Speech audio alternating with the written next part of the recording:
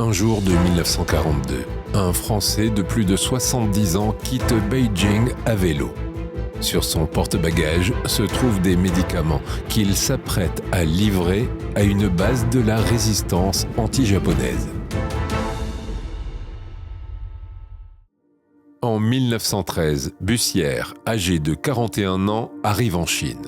Il occupe le poste de médecin à l'ambassade de France et est également nommé directeur de l'hôpital Saint-Michel à Beijing.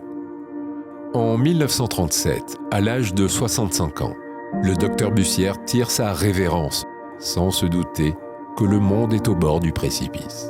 Les échos lointains de la guerre grondent aux portes de Beijing.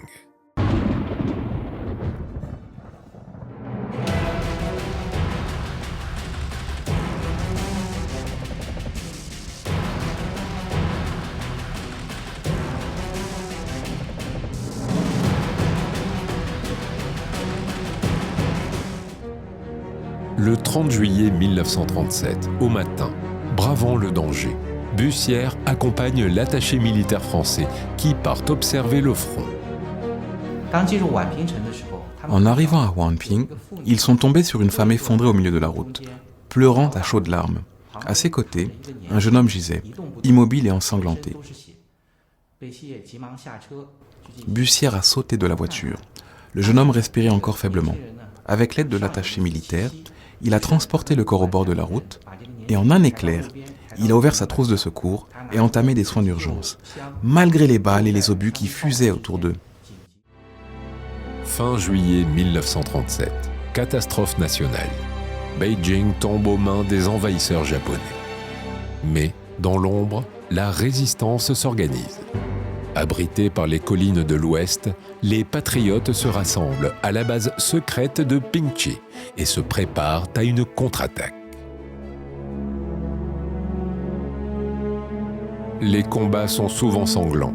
Le blocus draconien des Japonais provoque de cruelles pénuries de médicaments, notamment d'antibiotiques et d'antidouleurs, si précieux pour soigner les blessés. En 1939, un message secret est transmis depuis la base de résistance jusqu'aux mains d'un certain Huang Hao, résident à Beijing. Le message décrit en détail les médicaments qu'il faut acheminer au plus vite à la base. Huang Hao pense alors à un homme rencontré plus tôt, le docteur Bussière. Bénéficiant de l'extraterritorialité, Bussière n'est pas soumise aux fouilles des Japonais. Atout majeur. Bussière a accepté sans hésitation. Quelques jours plus tard, le docteur se met en route pour sa première livraison clandestine. La voiture qu'il a achetée en 1926 est l'une des rares à Beijing.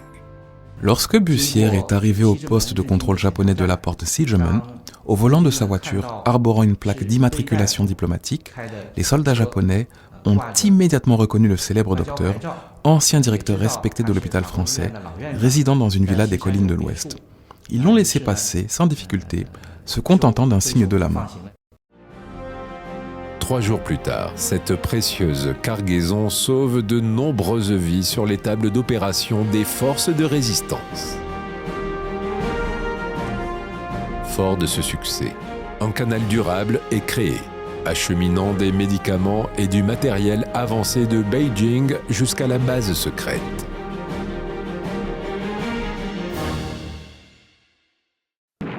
Le 8 décembre 1941, les États-Unis et la Grande-Bretagne déclarent la guerre au Japon. L'armée japonaise contrôle les antécédents de tous les résidents de la région de Beijing. Le statut de médecin français n'est plus un talisman infaillible.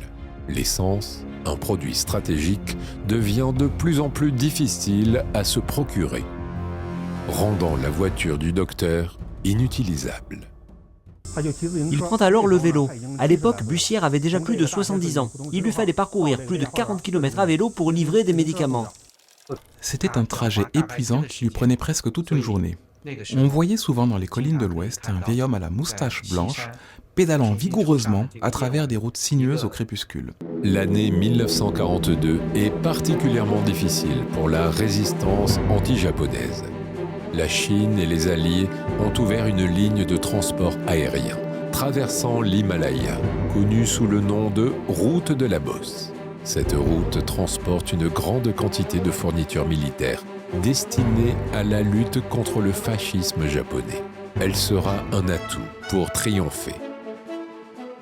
Plus tard, le chemin emprunté par Bussière pour livrer les médicaments sera surnommé la route de la Bosse à vélo, en son honneur, commémorant sa contribution remarquable au soutien de la résistance du peuple chinois face au fascisme japonais.